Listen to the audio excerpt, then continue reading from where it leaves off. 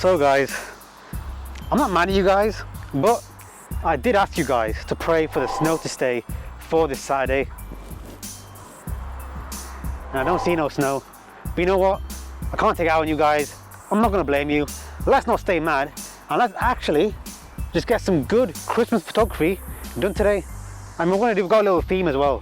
We're gonna make it a little bit scary, a little bit horror, using some pretty common Christmas props that you will know when you see them. Let's get to it. So, first little prop we're gonna use are just some baubles off the Christmas tree. Do you know what I mean? And what we're gonna do with these, it's gonna be the head of a person, and this is gonna be the first.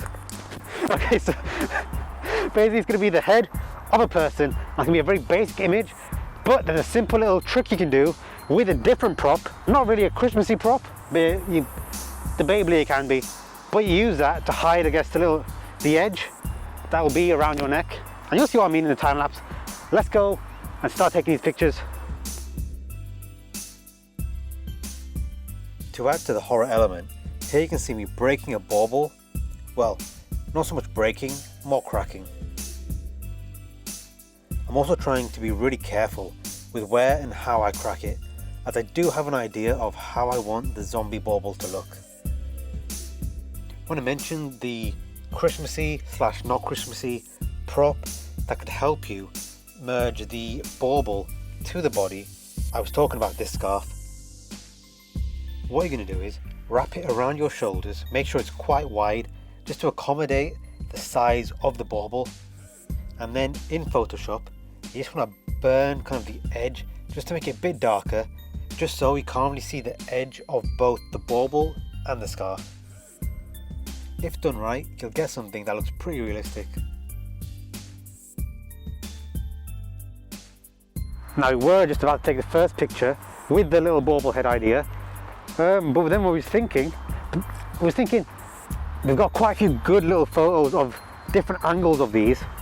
So we're thinking, why just limit ourselves to using just the one picture or the one shot of the bauble? So we're just thinking a little bit, and I was thinking, why don't we make it even scarier, and let's actually just make a horde of these zombie bauble heads running after a character.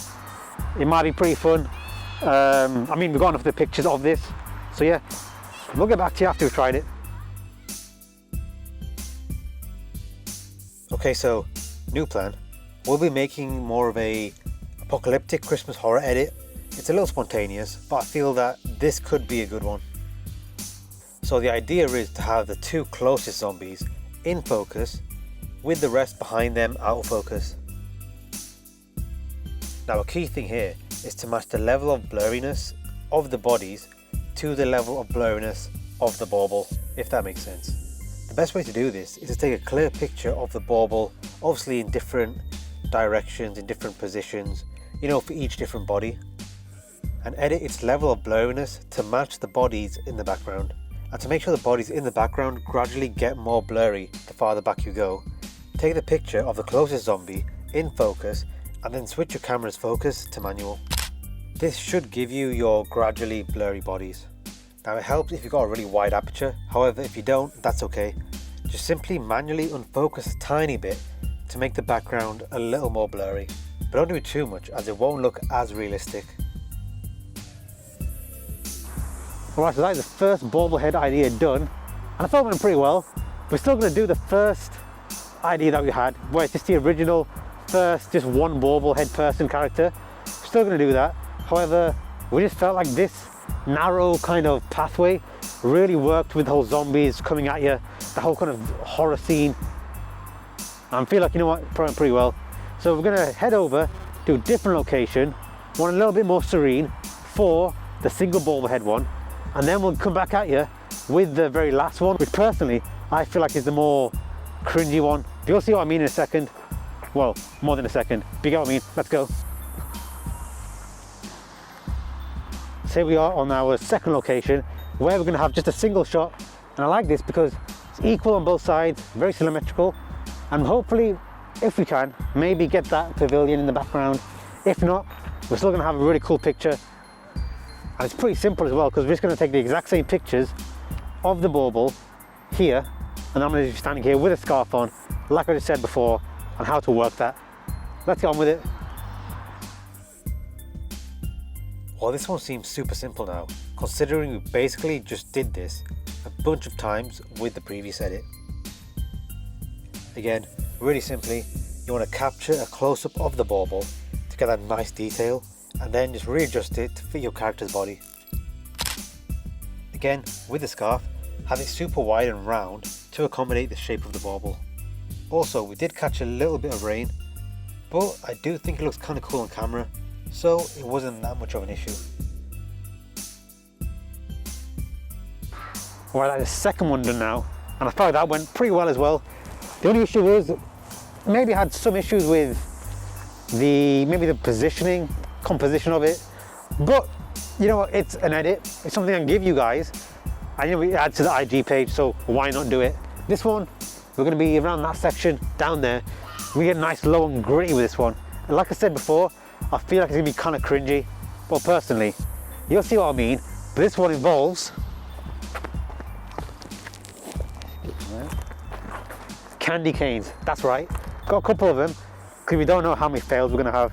I feel like this one is definitely one that we could fail a lot on, but also if we get the right one, we'll be pretty good. Let's give it a go.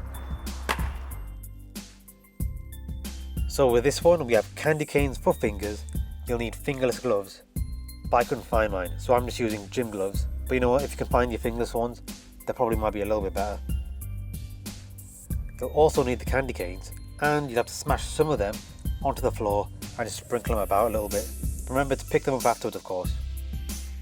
And with these candy canes, instead of taking really close up, really sharp images of them by themselves, I did decide to take the pictures of them at more of a distance, because I just felt like with fingers it's a little bit more difficult to get the proportions right. So I thought if they're in the distance, I can gauge a bit more on the scale of them, and hopefully it won't be that difficult to edit them. I'd say the hardest part about this one was just trying to pull off a convincing facial expression, but we got there in the end.